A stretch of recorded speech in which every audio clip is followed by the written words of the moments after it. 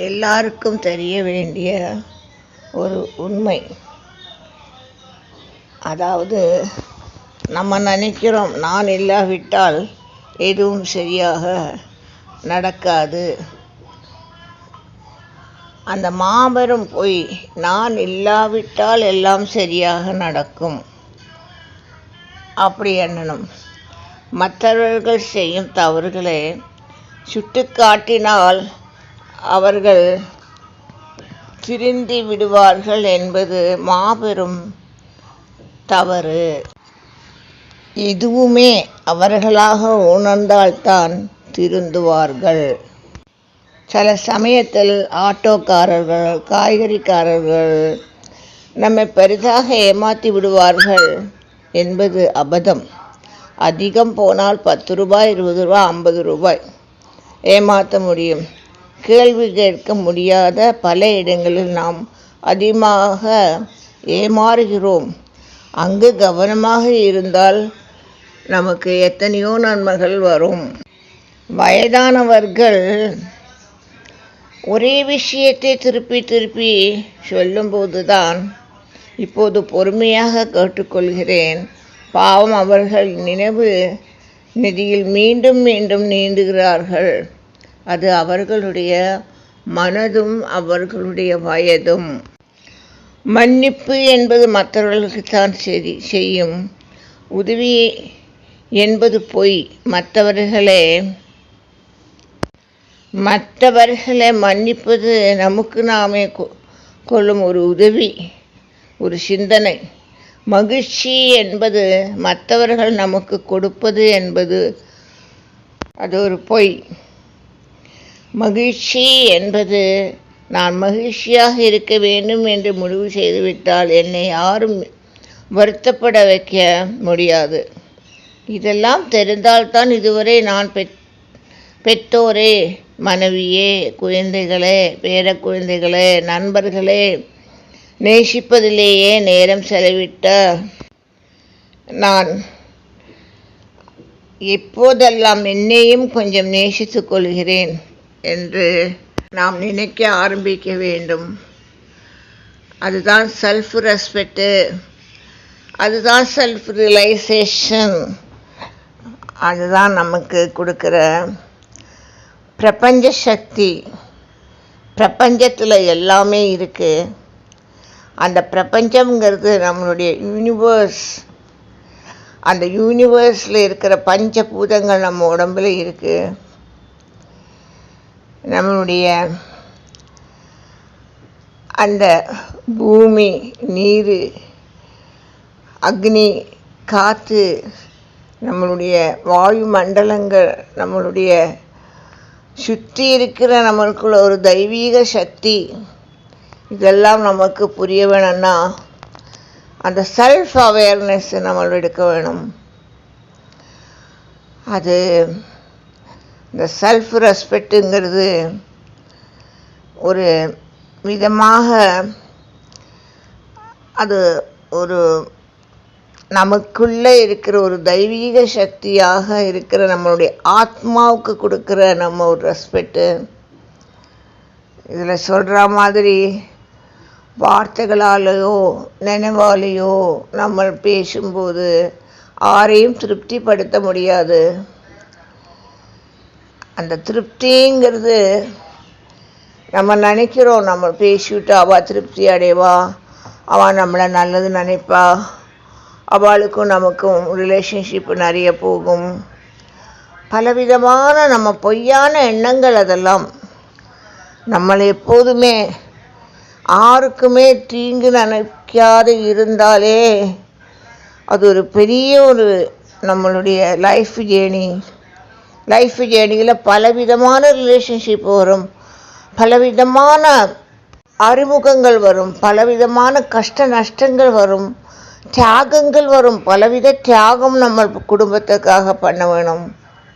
அது நம்மளுடைய பூர்வீக கர்மாவாக இருந்தால் நல்ல விதமாக தியாகம் பண்ணலாம்.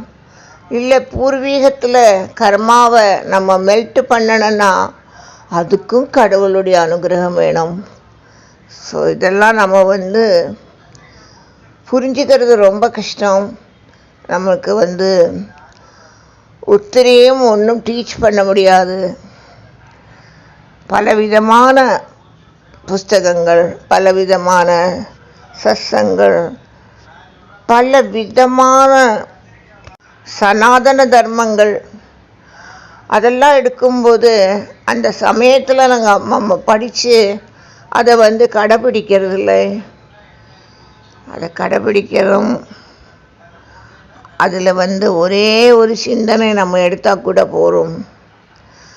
சமஸ்தலோகா சுகினோ பவந்து, லோகா சமஸ்தா சுகினோ பவந்து. ஓரொரு வேதத்தில் இருக்கிற அக்ஷரங்களும் அதை தான் சுட்டி காட்டுறது. வேதம்தான் நம்ம உடம்பில் இருக்கிற சகல விதமான சலனங்களுக்கும் நன்மைகளுக்கும் தீமைக்கும் எல்லாத்துக்குமே காரணம். வேதம்ங்கிறது உபனிஷத்து. அந்த வேதத்தில் இருக்கிற ஒரு வேடு கூட நமக்கு வேதம் படிக்கலாம், வேதம் கேட்கலாம், அதோடைய மீனிங் புரிஞ்சால் நமக்கு வேதம்ங்கிறது என்னது, வேதத்தால் என்ன நன்மை. பிரம்மாவாக 4 வேதங்கள் எழுதப்பட்டிருக்கு. பிரம்மா அந்த 4 வேதங்கள் பிரம்மாவால் பிரம்மா இதை மட்டும் இல்லை, அந்த 4 வேதங்களை தனித்தனியாக ஆக்கினது நாராயண பக்தரான நாரதருங்கிற மகர்ஷி. அந்த வேதத்தில் பலவித மகர்ஷிமாருடைய எல்லா விதம் தத்துவங்களும் இருக்குது. அதில் பிராமண தத்துவம் கொஞ்சம் மகத்துவம், சந்நியாச தத்துவம் இருக்குது, கிரகஸ்தா தத்துவம் இருக்குது. அதில் பலவிதமான வைராக்கியமான குணங்கள் இருக்குது. அதில் நம்ம கௌரவமாருக்கும் பாண்டவாளுக்கும் நடக்கிற கீதையில் இருக்கிற எல்லா தத்துவங்களும் அடங்கியிருக்கு. என்ன தர்மம், ஆறாருக்கு என்னென்ன தர்மங்கள் அப்படிங்கிறது இருக்குது. ஸோ இதெல்லாம் நம்ம நினைக்கலாம். நம்மளை முதல்ல பேசின மாதிரி நம்மளுடைய பலவிதமான மீனிங்லெஸ்ஸான டாக்கில் நம்ம பேசிவிட்டா அவள் நம்மளை நல்லது நினைப்பா, இல்லை அவளால் நமக்கு சந்தோஷம் கிடைச்சிது, நம்மளால் அவளுக்கு சந்தோஷம் கிடைச்சது. அதெல்லாம் நம்மளுடைய பிரமை. இதெல்லாம் நம்ம புரிஞ்சுக்கிறது முடியாது. ஏன் கேட்டால் நம்மளை எல்லாமே இன்டர் டிபெண்ட். சில பேசும்போது பலவிதமான காரணங்கள் இல்லாத பல விதத்திலேயான குத்தங்குறை எடுத்துக்காட்டி பேசுறது.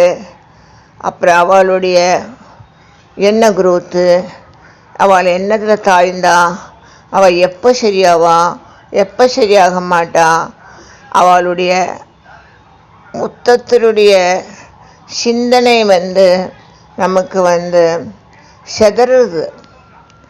நம்ம பேசும்போது நிறைய சப்தங்கள், பலவிதமான சப்தங்கள் இருக்குது.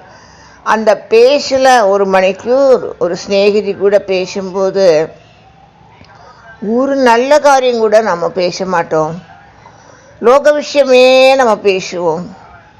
ஸோ நம்மளுக்கு வயசானால் மட்டும்தான் இது வேணும்னு இல்லை. எத்தனையோ பேர் இதெல்லாம் கடைபிடிக்கிறா.